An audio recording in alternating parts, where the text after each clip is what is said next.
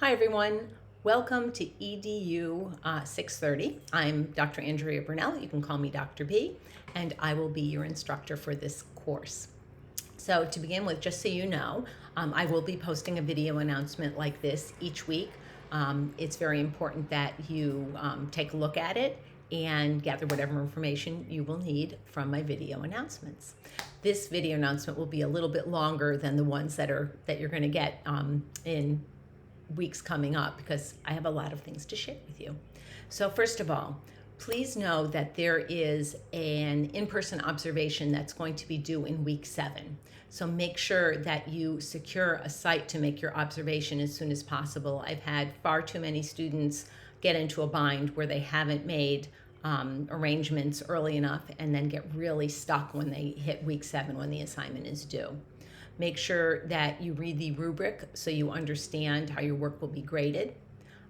You should choose an early childhood program from the type that I have listed in Module 1. And one thing I would really want you to do is make sure you choose a program that's different from the program that you are currently working in if you're working in a program. So if you're in a Montessori program, don't observe in a Montessori program. I'd like you to observe in a Head Start or a before and after school program or pretty much anything but Montessori. I want you to have a chance to take a look at other programs. If you have any questions about the observation, please reach out to me as soon as possible. Again, do not wait till the last minute to take care of this. And please know that it is a requirement to do an in-person observation. Students frequently ask me how long the observation has to be, and my answer is usually long enough to answer what the prompts are and to adequately address what's on the rubric. I think that most students find that an hour-ish usually suffices, but there are some students who prefer to do longer observations, so that's up to you. You do have materials to read and watch this week because we are going to be learning about developmental theorists that contributed to the field of early childhood. So I do have some reading for you about developmental theories, about child development that informs practice, some reading about John Locke, Piaget, Vygotsky, Erikson, and then some very brief videos about different theorists, Froebel, John Dewey, Erik Erikson. So you should be able to access all that. There is no textbook for this class, so I will be providing you with the materials each week that you need, the learning materials. And you are always welcome to do additional research in addition to whatever learning materials I provide you to complete your assignments. So this first week's discussion is really just to introduce yourself. And I have some prompts for you right in the discussion. Tell us, how far along you are in your program, what your major is, hobbies that you have, if you're currently working in the field or you have in the past, things that we should know about you, things that make you you. This will be the only discussion that you are not required to have references and in-text citations to show connections to the learning materials or your research. Just know that for discussions in weeks 2 through 7, you should always have references and citations, especially when it comes to your initial response to the prompt. Your initial response to the prompt will always be due on Thursday before midnight. If you don't get your initial response in, you won't be able to get full credit for the discussion. You won't get graded on the top part of the rubric. So make sure that you have your initial post in before Thursday at midnight, and that's Eastern Standard Time. And then you should respond to at least 3 of your classmates or me with a substantive reply. And the example that I usually say is you don't just say, great post, and keep it at that. Make sure that there's some thought and some analysis that goes into what you're doing. And even more importantly, please do not save all of your posts for the last day of the module. What happens then is that we cannot have a rich, robust conversation. And because this is an asynchronous class, a lot of your learning is going to be done through having those discussions. When everybody waits for the end, it then turns into more of a sort of a transactional kind of thing, like doing it to get it done, as opposed to really providing some thought and analysis and really having that back and forth rich dialogue with your classmates and with me. So I'm not saying you have to do all of your responses earlier in the week. If one is saved for the end, that's fine. But make sure that you post your responses throughout the week in order to encourage us having those rich, robust conversations. The first assignment for this week is we're going to be working on building a classroom compendium of theorists. So we're going to be working together using a Padlet. The link is in Module 1. You're going to be assigned 2 theorists, and you'll see them in a chart. You might have seen them already. And you are going to find your page in the Padlet.